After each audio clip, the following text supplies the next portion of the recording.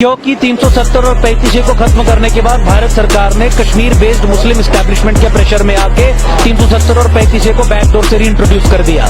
370 और 35 ये सुनिश्चित करता था संविधान में कि जम्मू कश्मीर में सत्ता की बागडोर केवल कश्मीरी मुसलमान के हाथ में रहेगी। जब 370 और 35 खत्म हुआ तो जम्मू संभाग के राष्ट्रवादी लोगों ने, सनातनी समाज ने कहा कि आप जो सीटों का बंटवारा कश्मीर और जम्मू के बीच में कर रहे हैं 2021 के सेंसस के आधार पर करिए।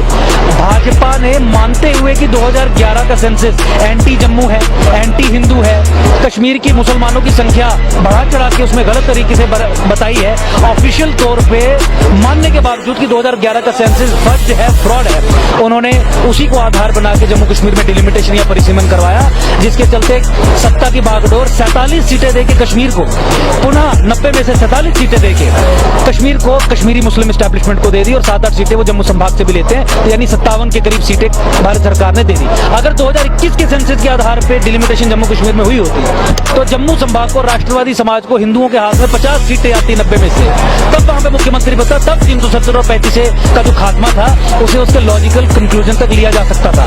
और 370 और 35 खत्म करके दो और चीजें भारत सरकार ने कर दी।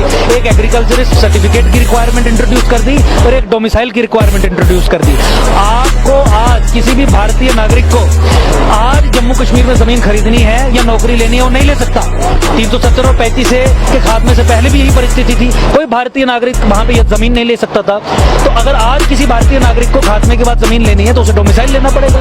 उससे जो रजिस्टरिंग अथॉरिटी है डोमिसाइल सर्टिफिकेट मांगती है, ना केवल डोमिसाइल सर्टिफिकेट मांगती है, उससे एग्रीकल्चरिस्ट होने का सर्टिफिकेट मांगती है। और तहसीलदार साहब आके वहां पे एग्रीकल्चरिस्ट सर्टिफिकेट उसी को देते हैं जो ऑलरेडी जम्मू कश्मीर में लैंड को ओन कर रहा है।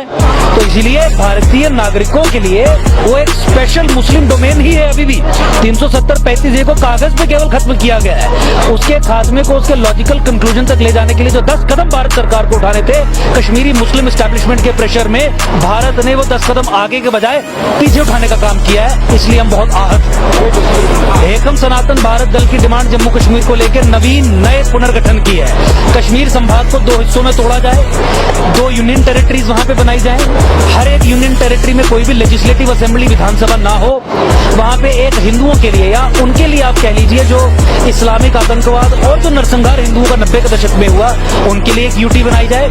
और जम्मू संभाग जो 10 जिलों को मिला के बनता है उसे एक इंडिपेंडेंट फुल फ्लेज स्टेट बनाया जाए। तो एकम सनातन भारत दल के सप्त संकल्पों में यही है कि हिमालय के जितने भी राज्य हैं उनका जो हिंदू मेजोरिटी कैरेक्टर है वो तो मेंटेन रखना ही है, लेकिन जम्मू कश्मीर जिसका इस्लामीकरण पूर्णता हो गया उसे रीऑर्गेनाइज करके एक specifically Hindu majority Jammu state create करनी है।